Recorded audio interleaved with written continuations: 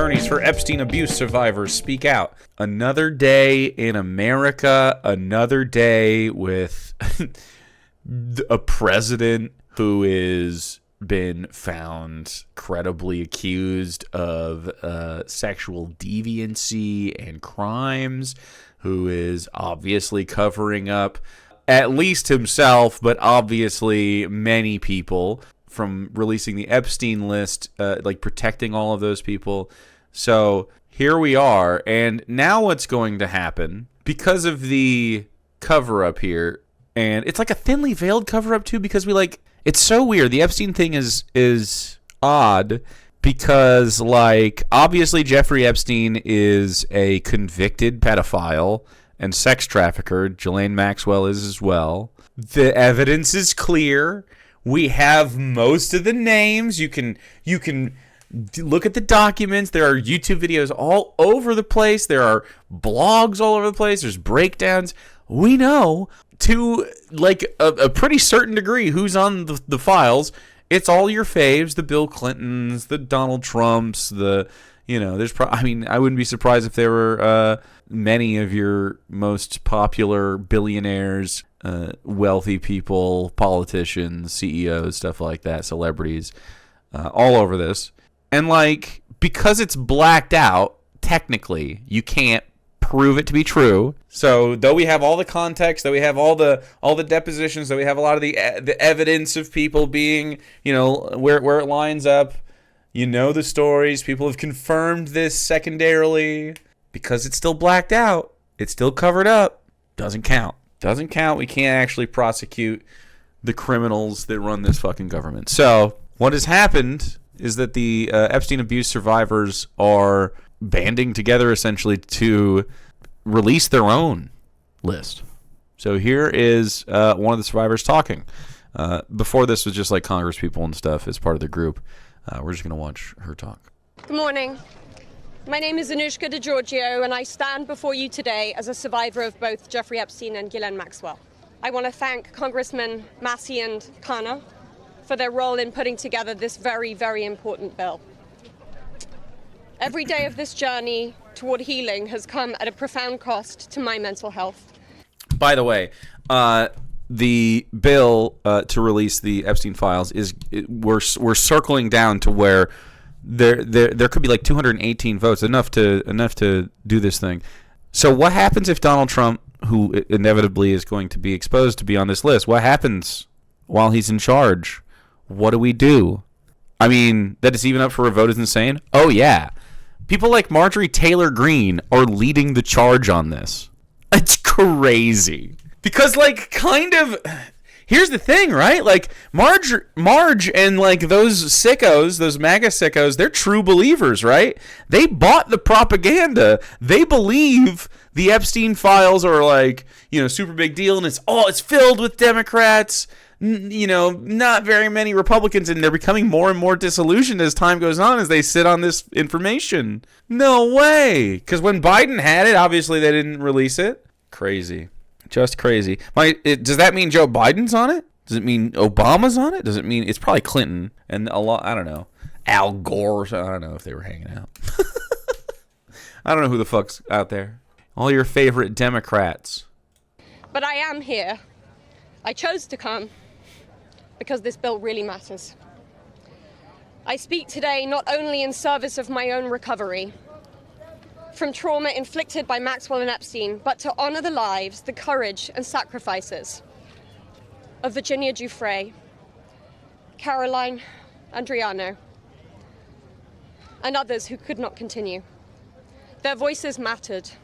Their stories must not be forgotten. Accountability is what makes a society civilized. Equal opportunity and equal consequence for all. Consequences are not about punishment alone. They exist to deter future harm, to protect vulnerable, and to set a standard of justice. All of these things are lovely to speak about and are good ideals that I think most people tend to at least want to strive for. Equality of everyone, equality of opportunity, actual equity for everybody. But the Trump administration and the Republicans, and to some degree a lot of the liberals, are not really interested in that. They're interested in having power and wielding it. Mostly MAGA, but definitely, I mean, there's certainly some Democrats that are corrupt on this front. If Ghislaine Maxwell were pardoned, it would undermine all the sacrifices I made to testify and make mockery of mine and all survivors' suffering. That is why the Epstein Files Transparency Act is so essential. It requires the Department of Justice release all the records related to Epstein and Maxwell investigations, flight logs, immunity deals, internal communications, and even the records surrounding Epstein's detention and death. And crucially, it forbids withholding documents simply because of embarrassment, reputational harm, or political sensitivity. All arguments that they've made to keep it under wraps, of course. This is about ending secrecy wherever abuse of power takes root. But transparency alone is not enough. Survivors need protection, resources, and legal support. If this Congress is serious about justice, then let this moment also affirm your commitment to provide victims with the legal aid they need to confront abusers, to navigate complex systems, and to reclaim their power. Transparency must be... The system is complex intentionally.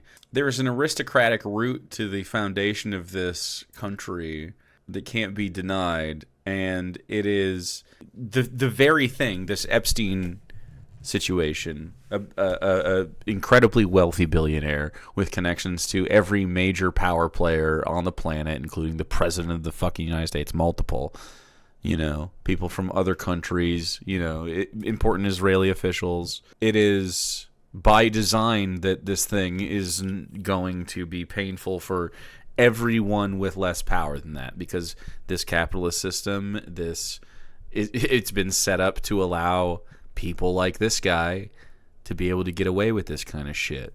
Even though Epstein didn't ultimately get away with it, all the people around him are, because of course that's the point. Be matched by support, or else too many victims will remain silent out of fear and lack of access. The statistics demand action. Nearly 1 in 5 women in America will experience rape or attempted rape in her lifetime. God, I feel like that's low. I feel like that number is underreported also, which is horrifying. Every 74 seconds, someone is sexually assaulted. Every 9 minutes, that person is a child. These are not numbers. They are people. They are your daughters, your sons, your constituents, your friends. Statistically, 1 in 5 of your families will face this nightmare. The days of sweeping this under the rug are over. We, the survivors, say no more. I want to help create a world where survivors of sexual abuse and abuse of power can come forward safely. And I ask Congress to join me in that effort, not only by passing this bill, but by ensuring that those who step forward have legal support to face their abusers and see justice done. When Judge Berman gave Epstein survivors the chance to finally... What does justice look like at this point? Like, I agree. What does it look like? Like, think of the trials. Okay, so imagine everyone that's on the Epstein list exposed. Donald Trump, of course, has to be impeached. That's Bill Clinton. That's the rest of them. Who knows who the fuck. So many people that literally are part of the current power structure and former. What do those trials look like? Are they just fucking shams? Do we just throw them in jail? Like, does Trump flee the country? Does he go to Russia? Like, does it start international shit? Like, I don't even know. Because how do you, like, when someone isn't from America, now what happens? Is it the international courts thing? Is it their particular country? What if the country doesn't want to do anything? Probably won't for some of them. Chunk of Congress just gone, so we got to revote. It's so massive, and it's going to be...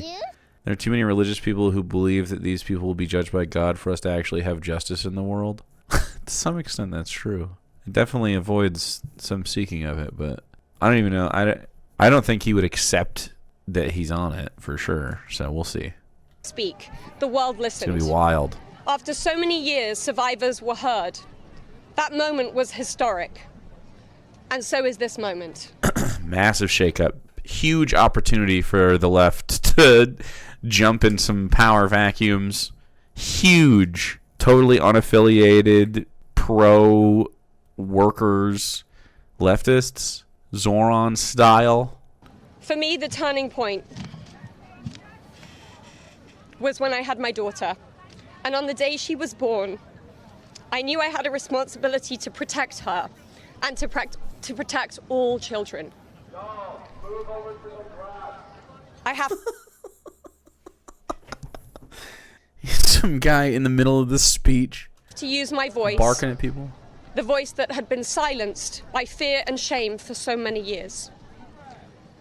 Make no mistake, my polished exterior is a shield hiding a wound that still bleeds. But through this wound, I have found purpose, to be part of lasting change in how we confront exploitation and abuse. And to be clear, the only motive for opposing this bill would be to conceal wrongdoing.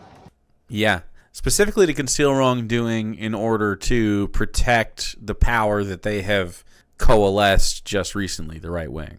It's insidious shit, man. You have a choice.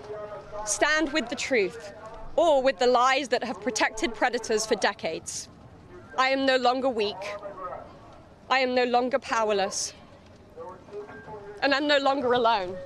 And with your vote, neither will the next generation be. President Trump, you have so much influence and power in this situation. Please use that influence and power to help us. He's on the list. He ain't gonna.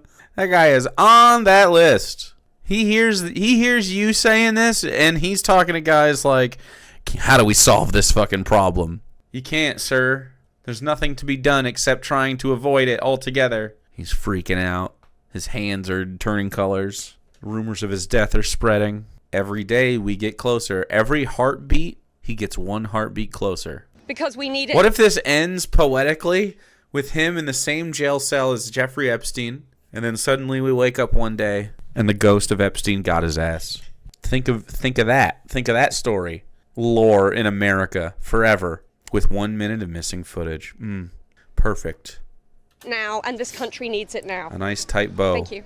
Donald Trump visited by the chain-rattling specter of Epstein on Christmas Eve. I mean, think of it, though. Think of the joy it would bring to America. I did hear that they did a flyover during this, yeah. Was it intentionally antagonistic? Like, did fucking Donald order it? It was. Cool. He literally did. Like a baby? Sounds like a threat. I have the military. I could bomb you right now. He was on the roof of the White House wondering how he could get into heaven, Jake. Well, he's not gonna. He's gonna die on the toilet of Epstein's jail cell.